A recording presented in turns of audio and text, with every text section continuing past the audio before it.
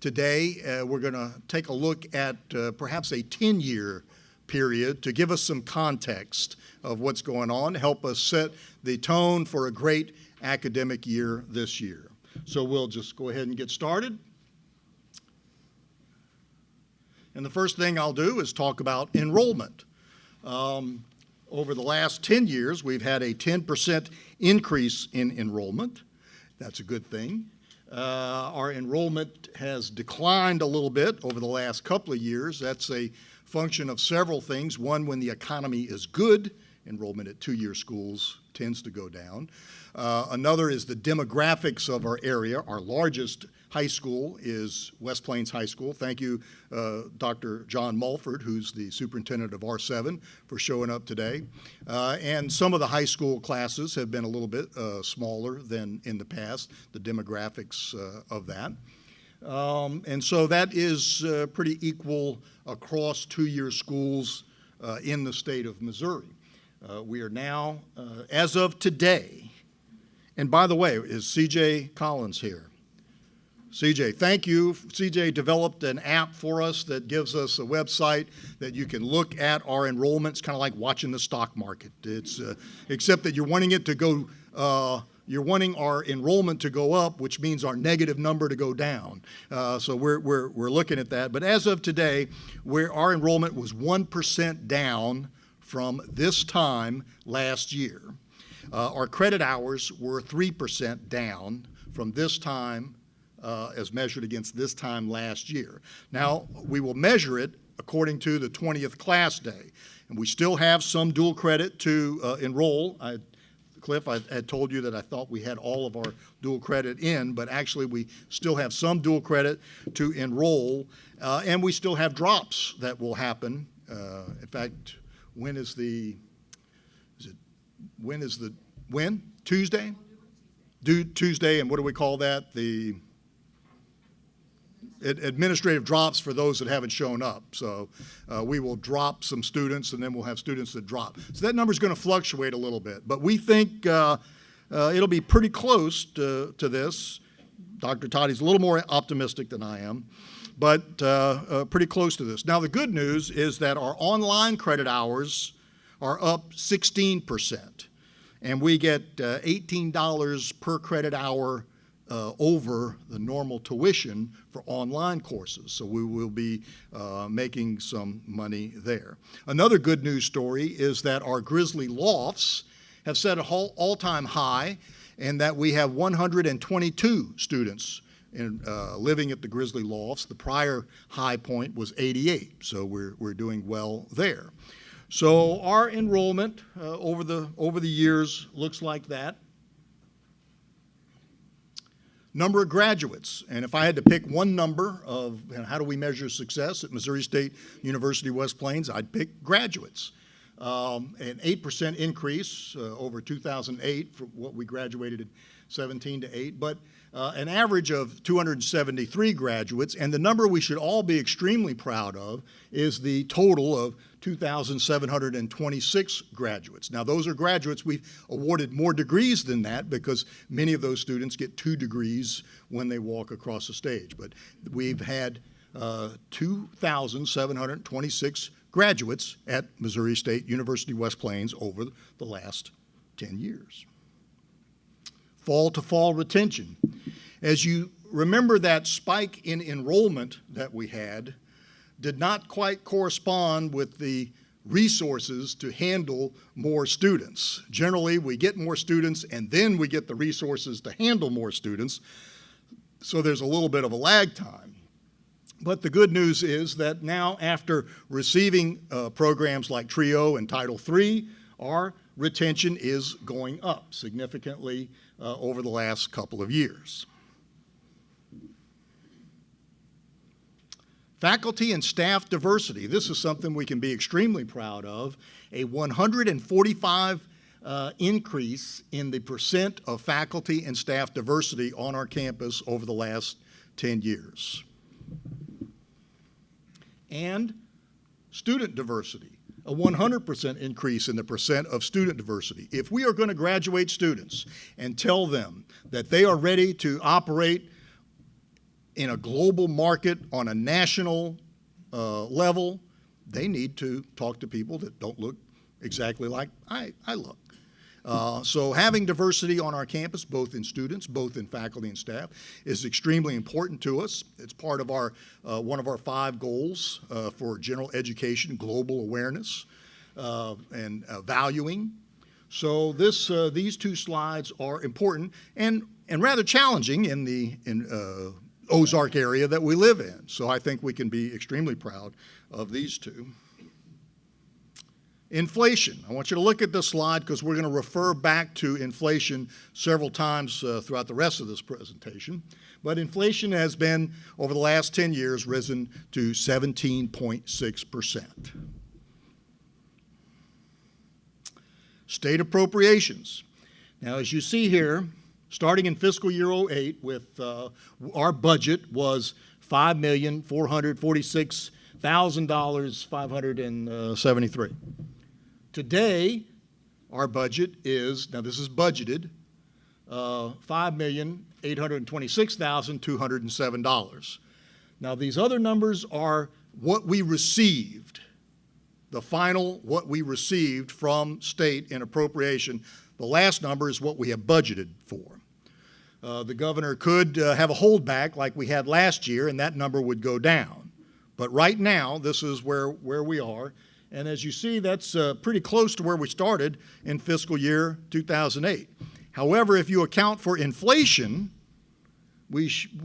in 2008, the value of those dollars today would be $6,403,420. So we have had a significant drop in the monies we receive from the state. Now, our tuition history. We recognize that we live in the 17th poorest U.S. congressional district in the country. Out of 435, we're 17 from the bottom. Now, the good news is we're moving in the right direction. We used to be 10, and then it was 11 and 14, and we're moving in the right direction. Not nearly as fast as all of us would want, but we are moving in the right direction. But raising tuition has a significant impact on our students, so we have worked very hard to keep tuition down. This is about a 21% increase in tuition over the last 10 years. Now, let me put that in context to other universities and schools around the country over the last 10 years. In fact, in 1 year, from 2010 to 2011, University of California raised their tuition 32% in 1 year. There is a site that I went to that had, over the past, over 10-year period from 2004 to 2014, listed 25 schools, these were 4-year schools, that had raised their tuition somewhere either between 96 and 137% over that 10-year period. And this was all over the country: Colorado, Utah, Arizona, Georgia, California, Michigan, Florida, Texas, Tennessee, Virginia, Illinois. So keeping our tuition down compared to a 32% increase in 1 year, or over a 10-year period from 96 to 137% is very, very good. Now let's put it in context of our local area. Now we could not find data exactly for just tuition, but if we take in-district tuition and fees for some of our competition, if we look at OTC and Three Rivers, taking their in-district tuition and fees, in this 10-year period, OTC has increased tuition and fees by 39%, and Three Rivers by 58%. Again, looking at our 21%, we have tried very hard to keep tuition down to accommodate our students. Now let's take a look at these 3 slides together, and you see the blue line is the inflation, 17.6%. Our tuition has exceeded inflation. On the Springfield campus, tuition is under inflation. We have had to increase just a little bit, and our tuition exceeds inflation. But you also see the appropriations received and that is significantly under inflation. It hasn't kept up with inflation. So our appropriations received over this 10-year period falls in the 7% range, inflation at 17%, and our tuition at 21.6%. In context of what's going on around the country and around the state, this is a significant accomplishment that you all have worked very hard to make possible. And we've taken steps to lower the impact of fees on our campus. This year, we have a common fee. And if you are an A+ student, A+ pays for your common fee. Now, we did not raise fees. We just took several fees and lumped them together into a common fee. And so, who here is a second-year or third-year student? Raise your hand. You're saving money this year because you're going to pay a common fee, which if you're an A+ student, your A+ scholarship will pay for, and you don't have to pay for that out of your pocket. State appropriations per FTE. How much money do we get from the state per student, adjusted for inflation? So as you can see, in fiscal year 08, it was $5,006. If you adjust that for inflation, 17% inflation, that is $5,886 compared to today, where we receive $4,727. So basically, if you account for inflation, we get $1,000 less per student from the state today than we did 10 years ago. Now, I show you all those graphs so that when we talk about some of the great things that you have accomplished over the last 10 years, you can see that that was overcoming these significant obstacles that we have done on the West Plains campus. This is another graph that kind of says the same thing. It's but it shows Missouri ranked against the rest of the United States. Again, Missouri has, over the percent of change in state spending per student, inflation adjusted, has dropped by over 20% over the last 10 years. And that's a little bit, you want to be at the bottom of this scale if you're in higher education. You want to be at the bottom of this scale. Missouri is a little bit over the top of the top half, well into the top half. But let's see what we've done on the West Plains campus with these obstacles. Full-time faculty, we have increased by 26%. And we have been able to give raises.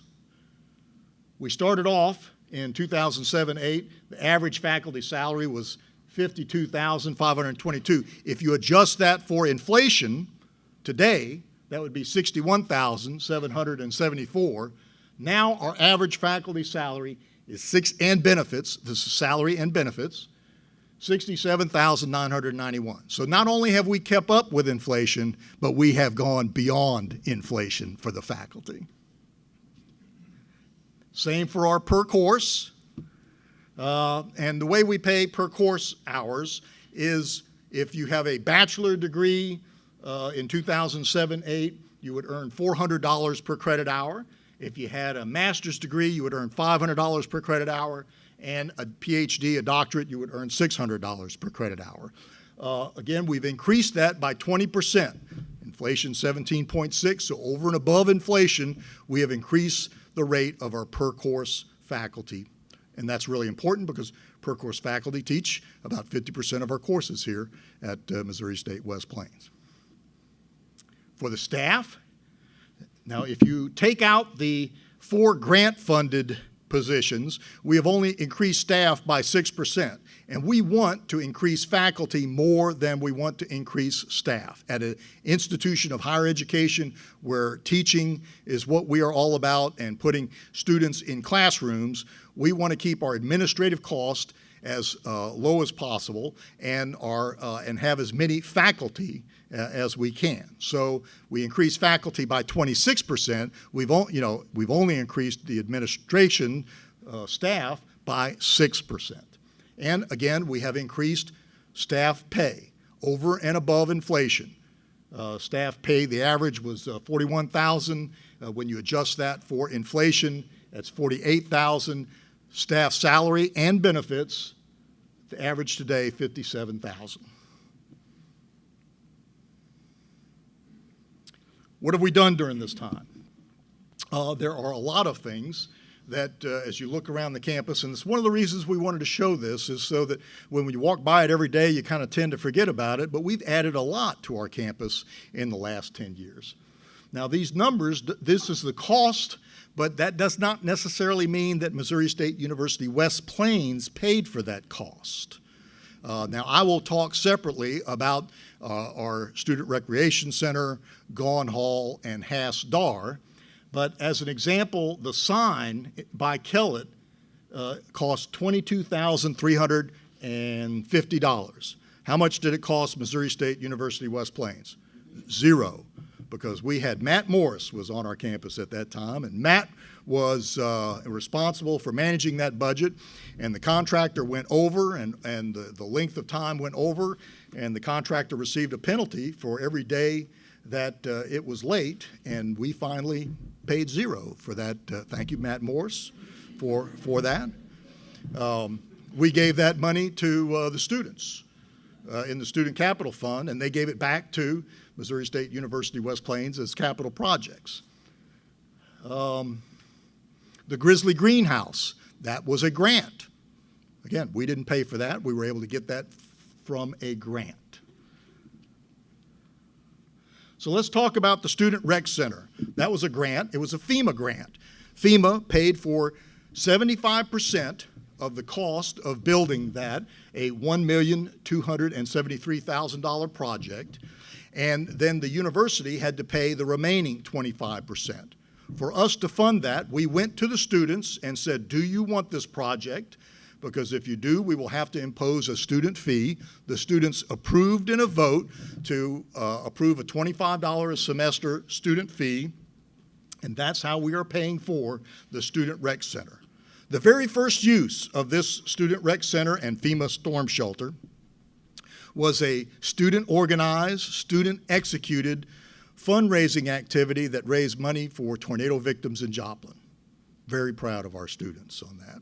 We have held red carpet day lunches in there. We had welcome week activities in there. We have had career fairs in there. When Governor Nixon came to us to celebrate our 50th anniversary, that's where we met. A great addition to our campus. Let's talk about Gaughan Hall. We took the ugliest building on campus and turned it into one of the most beautiful buildings on campus. Again, when you look at the funding, about $2,500 of that came from the Gaughan family. The Springfield campus put in $1 million, and then the West Plains Campus Reserves put in $1 million to provide a facility where our students can work on their bachelor and master's degrees without having to drive the distance to Springfield. A great asset for our campus. I have a lot of people that come to me from the community and say, when are we going to be a four-year campus? When are we going to be a four-year campus? And I explain to them that, well, if we were a four-year campus tomorrow, we would lose all of our A-plus students because you can only use A-plus at a two-year school. The faculty at four-year campuses make more than faculty at two-year campuses. The way that four-year campuses do that is by charging twice the tuition, generally, that a two-year campus makes. So let me ask you if this is a good business model. We will become a four-year campus tomorrow, lose 25% of our students, and in the 17th poorest U.S. congressional district in the country, double tuition. Who thinks that's a great business model? Kathy Prophet Boys is here to enroll you in a business class that will convince you that might not be the way to go. But yet we have our cake and eat it too, because we have the Gaughan Hall facility, and under the Springfield accreditation courses, not a replication and duplication of every course, but in selected programs we can offer bachelor and master's degrees right on our campus. We have our cake and eat it too. Let's talk about the next facility that we're building, the Hass-Dar facility. Again, almost a $5 million project. But we're not paying for all of that. The state provided $1.5 million for that, some of which has gone to fire suppression that's being put and placed into Putnam and the library, but the majority of which goes to renovating the old post office. And we've raised almost $1.5 million in donations to offset the cost of this building. That includes the Carol Silvey Student Union.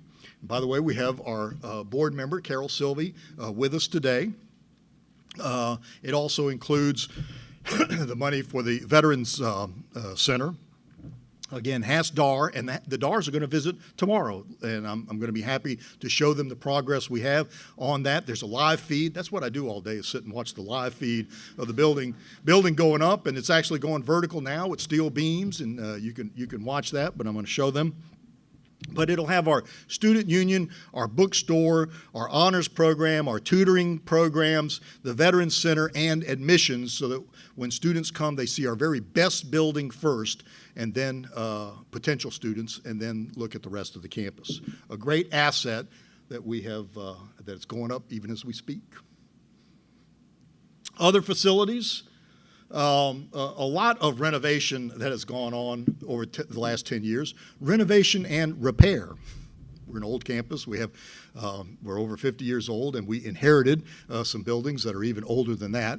Looney Hall was the old high school, which was built in 1918. That's World War I steel that's in Looney Hall. Now, we've put a lot of love into it over the years, and it doesn't look like it was built in 1918, but that's an old building. And a lot of repair has gone on, not all of which we had to pay for. You see there the Drago College bookstore and Putnam dining area. If you remember the ice storm, we were able to use FEMA money, insurance money, and then some of our reserves to renovate those buildings. But you can see over the years, we have tried to put money back into our campus and make it as the best campus that we could present. Now, you're going to see these red circles disappear. These are houses. There are two ways to build a campus. One is to buy 17 acres with nothing on it and build it all from the ground up all at once. We didn't do that. What we have done is to bit by bit make our footprint on our campus. And the green space and the buildings that we have replaced older homes that we have purchased and torn down and made into the beautiful campus that we have today. Didn't happen overnight. This has happened over 10 years. But where the FEMA Rec Center is, there was an old house there. People in Cass Hall used to look out at what I affectionately called the crack house, and it had an old sofa sitting in front of it, some cars jacked up, not very pleasant to walk by as you're going into our campus. So we have taken the effort, much of that supported by our development office and the auctions that we have every year to make these things possible. Academics. We have about 10 new programs in academics over the last 10 years. The AEL program is one, used to be called GED. And we decided that we would try to manage the GED AEL program for West Plains. Joan Wright and her group did such a great job that the state came to us and asked us to do it for our 7-county service area. We had a graduation just earlier this month where students who did not have a high school diploma were able to get their AEL certificate, and some of those then enrolled in Missouri State University West Plains as they continue their academic journey. The online degree program. We now have the ability to offer our general education degree online. You can sit in your pajamas and get a AA. It's not the only way you can do it, but and that's around the country. Our GOCAT program, the Greater Ozark Center for Advanced Technology, a new program that with Jim Hart Jim Hart's help and Dennis Lancaster's leadership and partnership with R7 and the city. We have our mayor who is here with us today, Mayor Jack Paulman. Together in a partnership, we were able to offer an outstanding program that teaches advanced manufacturing.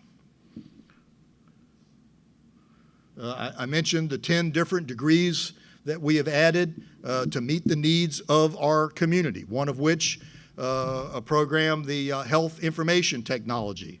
OMC came to us and said, you know, today we scan the records and we send them to a doctor in some other office, or maybe the patient can't come in and we get a consultation in St. Louis or Kansas City, and, you know, shipping those, and if you go to OMC, you get on, or Burton Creek, you go into the portal to find out when your appointment is and make an appointment with your doctor and review your records and your medication. That requires someone with more experience, and the Health Information Technology program was started, which is going in gangbusters. Amy, I thought I saw you here. How many people do we have in our HIT program this year? 40-something. All with jobs kind of waiting for them after they complete this. Athletics. Our men's basketball team went to the national championship. First time in the history of Missouri State West Plains. We're celebrating our 25th year of student athletes on our campus this year. And 1 year in 2011, they went to the national championship. They were ranked #1 in the nation for several weeks. The lady volleyball players have gone 7 times over the last 10 years. It's kind of the norm, not the exception. And last year, our lady student athletes had the 3rd highest GPA in the country for 2-year schools. The program that we have here stresses student athletes. And I think I saw our volleyball coach there, thanks to her, Coach Paula Wiedemann. Stand up and take a bow.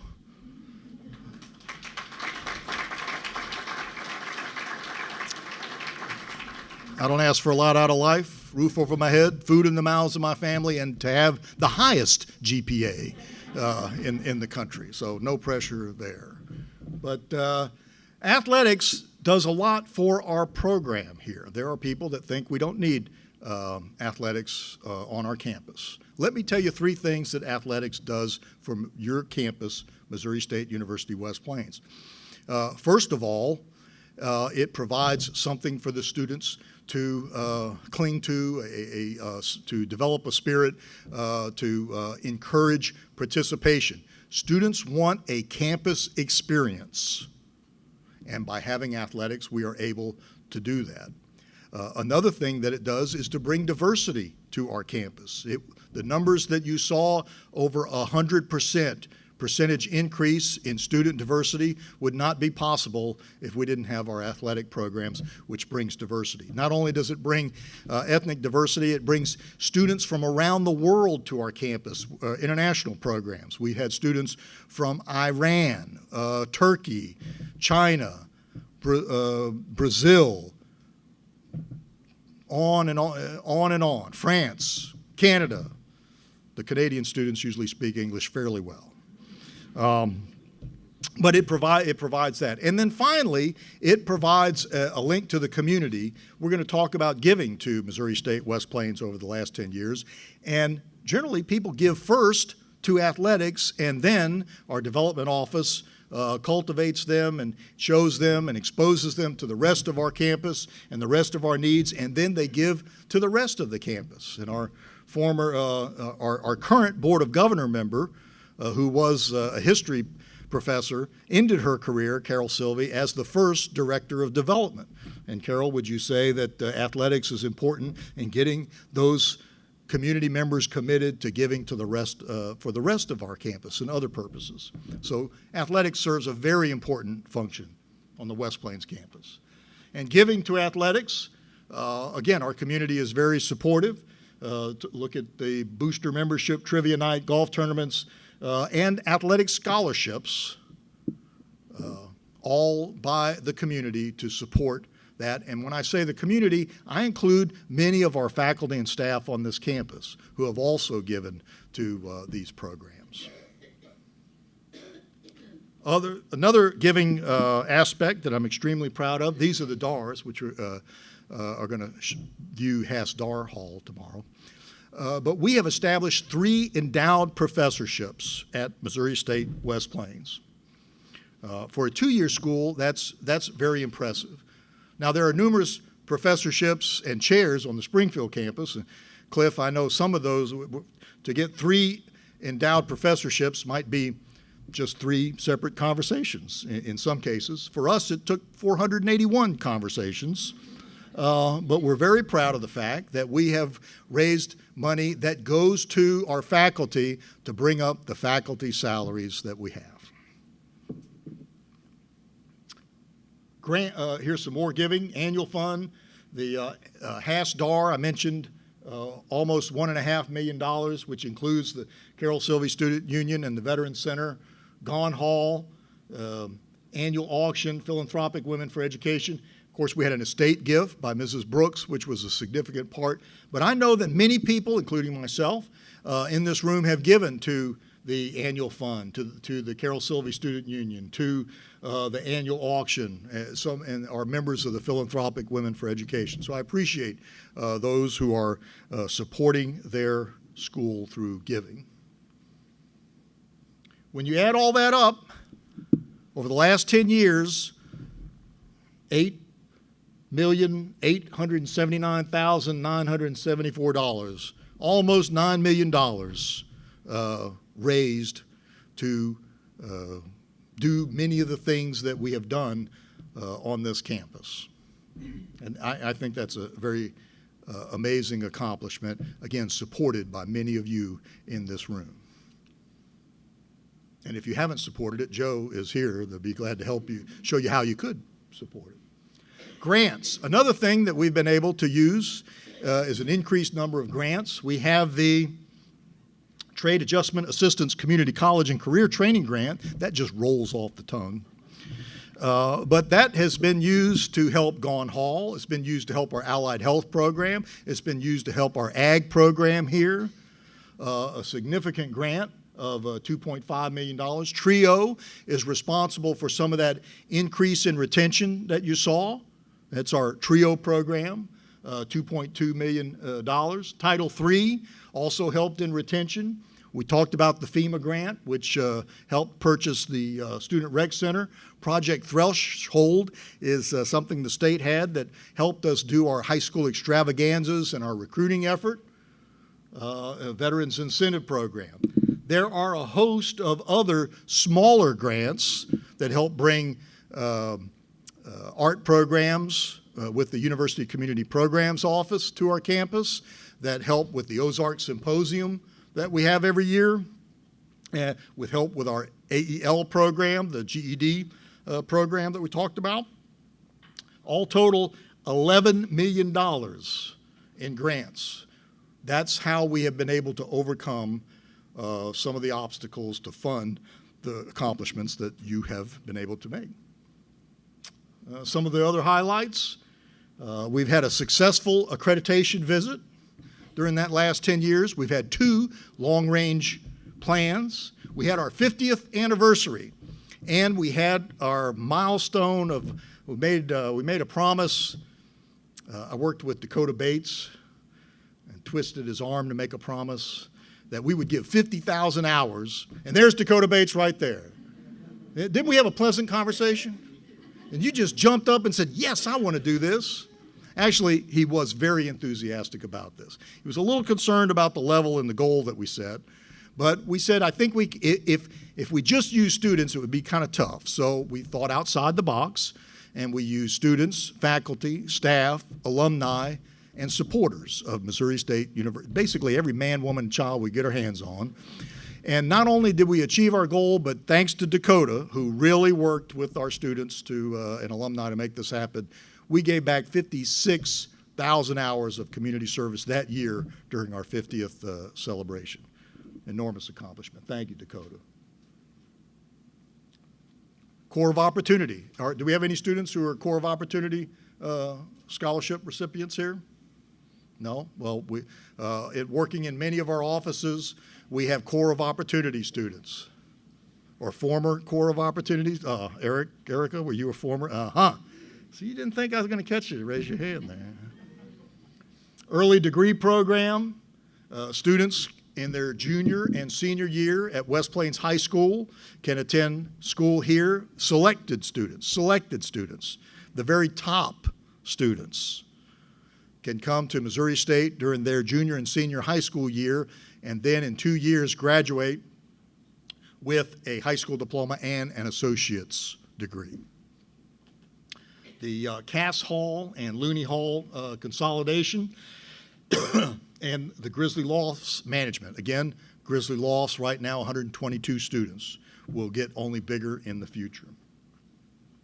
So let's look at the accomplishments that this team, has been able to do over the last 10 years. Because this should set, as we go forward and look at how to go forward, let's remember what we've done in the past under some very difficult obstacles, I might add. 10% increase in enrollment. We talked about the increase in diversity, 26% increase in full-time faculty, expanded academics, 3 new buildings, 12 building renovations, 3 professorships, $11 million plus in grants, almost $9 million in donations, and the most important thing we do is the graduates. Because if you take the lifetime earnings, expanded earnings of those graduates, what they would earn in addition, not just a high school graduate, but now that they have an associate's degree, their additional lifetime earnings, that's about $736 million over the last 10 years that we've put back into the state of Missouri and the Ozark region. Now, I'm well aware that not all of those students stay in Missouri, or not all of those students stay in the Ozarks, but every one of those students has benefited from walking across the stage. Major accomplishments. Again, despite declining state funding, inflation, and numerous obstacles, including the flood. Okay.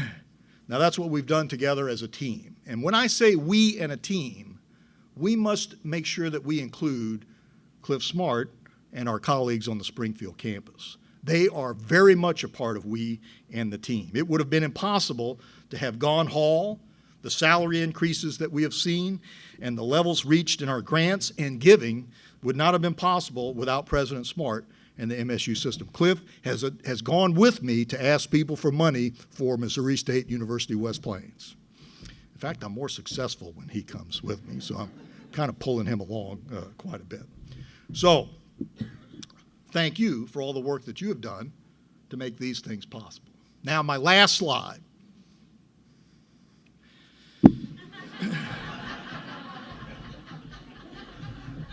Yes, the years take their toll. And you add a couple of pounds or a few more gray hairs every year, and after 10 years, that's what you end up with. But I've decided to take this opportunity to announce my retirement. This will be my last academic year at Missouri State West Plains. I'll retire sometime in the summer of 2018. My retirement plans are very simple. Elizabeth and I have a very extensive bucket list that we're going to be working on, and that includes family and travel. I'm going to pursue other priorities with those as the main focus. Now, as much as I look forward to all of this, it'll nevertheless be bittersweet. I've poured my heart and soul into Missouri State University West Plains over the last 10 years. And because this campus means so much to all of us, it was important to me that my retirement plans included ample opportunity for a full search for the next chancellor and a smooth transition of leadership. Clif and I have discussed this, and we both want the next chancellor to succeed. Now, this briefing has just reviewed many of the major triumphs and milestones that we as a team have been able to accomplish together, and we should all want the next chancellor to excel as you work with that person to reach even greater heights in the future. I am the 7th leader of Missouri State West Plains. We didn't call them chancellors in the very beginning, but basically the 7th chancellor. And I've been here longer than all except one, Marvin Green. And each chancellor has stood on the shoulders of the one before to reach even greater heights. And I am confident that the next chancellor will do the same with your help.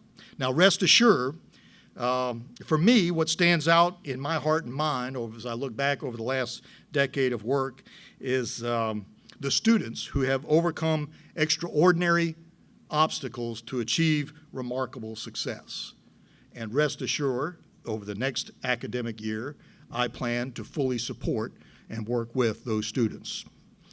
So now, after looking at the past and the present, it's time to discuss the future and how Missouri State University West Plains fits into the Missouri State University system. I would ask our system president to lead that discussion, so please welcome Clif Smart to the podium.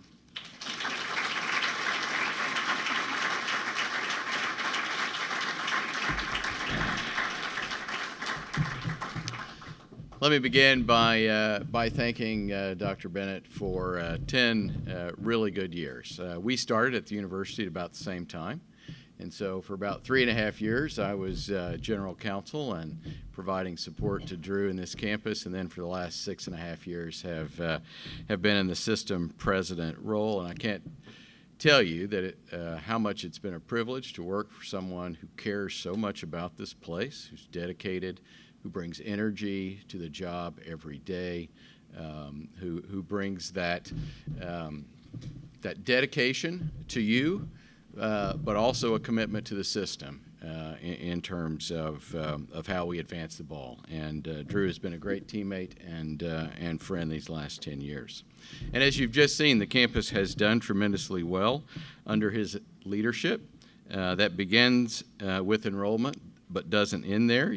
As you've seen on the slides, we've had growth in facilities, programs, grants, gifts to the foundation, including the creation of 3 endowed professorships, salary increases, enhanced community engagement, diversity, athletic success, and on and on. I'm very excited to see how the acquisition of the Grizzly Lofts impacts enrollment. As we, beyond the traditional 7-county area, as Drew says, it has the most occupants in its history this semester under our management, and there's great potential for continued growth as that partnership expands. Dr. Bennett has been a loyal colleague and friend as well, and I will miss him this year when this year is over. He has been a leader who advocated fiercely for this campus, but a person who also always stood with me after decisions were made whether he thought they benefited the campus or not. That's what a true leader and teammate does. Evidence of Dr. Bennett's success in advocating for your campus, I think, is best seen in this slide. Drew showed you these numbers, but just for the West Plains campus. And so I began in 2011 as interim president. And you can see in terms of the red line is Springfield. This is state appropriations per full-time equivalent student. And you will see that during this entire period, the blue line for West Plains only goes up as the line for the Springfield campus ultimately goes down. So that this past year, West Plains receives from the state $4,727 per student. Now, that's less than it was 10 years ago. But on the Springfield campus, it's $4,175 per student, or about $600 less. That's a result of a formula that Dr. Bennett advocated for, that I agreed to, and that the board approved as a governing policy. Frankly, he doesn't always get credit for that kind of advocacy for this campus. But you should know there has never been a time that he was not pushing me as hard as he could for additional funding for this campus. And this is indication that he has been successful in that, despite it being a time of very challenging funding from the state. Now, when decisions were made, Dr. Bennett always supported those publicly 100%. Behind the scenes, he never stopped advocating for this campus. So, enough of the past. Moving forward, let me talk a little bit about what the next steps will be in the Chancellor search, because we're going to need your input and your participation for this to be successful.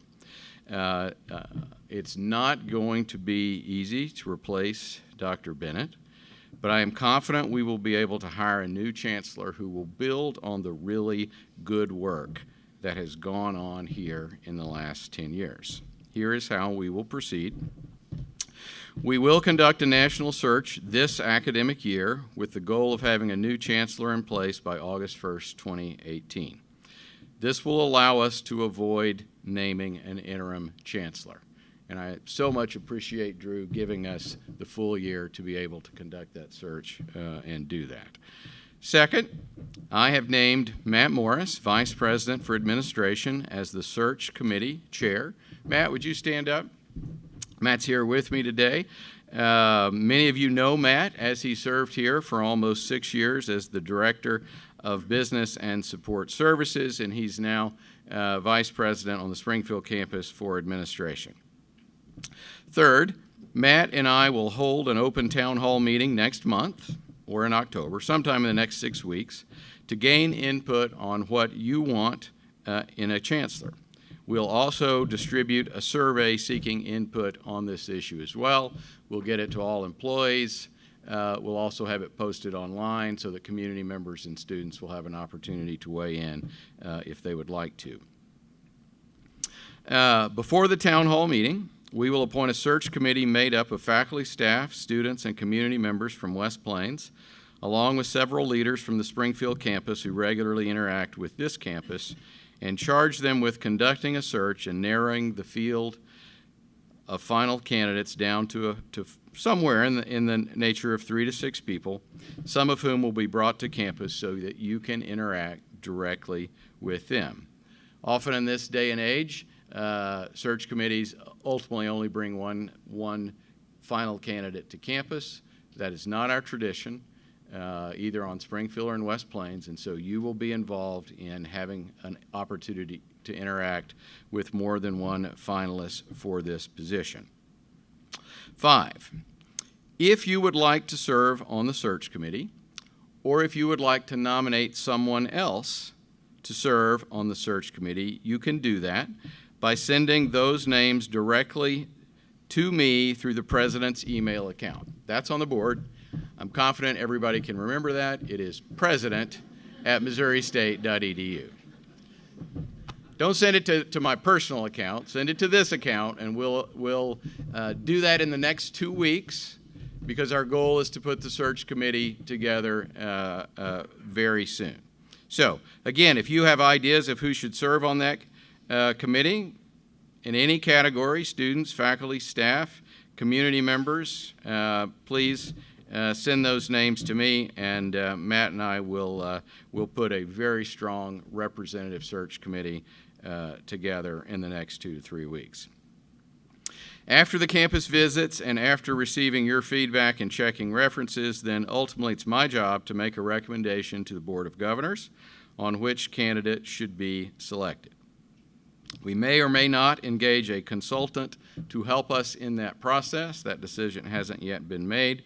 But whether this occurs or not, I commit to you that the process will be very transparent and that your input on the candidates will be considered and is important.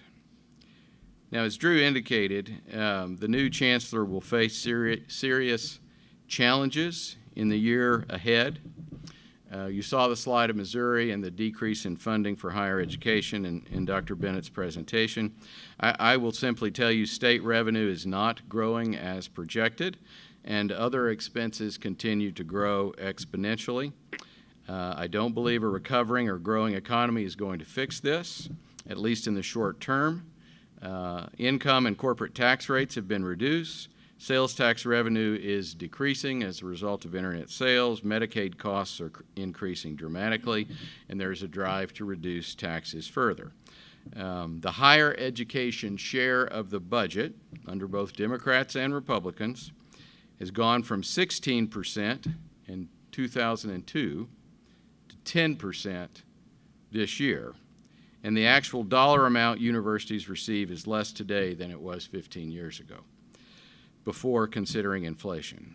And based on everyone I talked to, we project this trend to continue. In the last 8 months, if we go to the next slide, you'll see the reductions that Missouri State University as a whole has experienced. In last year's budget, in January, we received a $6.7 million withholding. Then in the budget, that essentially was made permanent with a $6.5 million reduction. And then we had a further withholding on top of that of another 2.7%, or about $2.7 million. We receive our appropriation in one lump sum. So there isn't a separate appropriation for West Plains and a separate for Springfield and a separate for Mountain Grove. It's all rolled together. And as I mentioned earlier, there's a formula that divides that money out, and that formula has benefited this campus. But if we look to what the reductions have been at West Plains, you will see that what that withholding was in last year's budget. I reduced the impact on that to this campus by covering $200,000 of that centrally. And then there was a further, in this budget year, there was a further reduction and then a further withholding. If you add all of those numbers up, just in the last 8 months, West Plains has lost $901,000 through state funding cuts. There were many reductions that had to take place as a result of that for this year. There were not across-the-board pay increases. And so ultimately it's been decided the university needed a new sustainable funding model.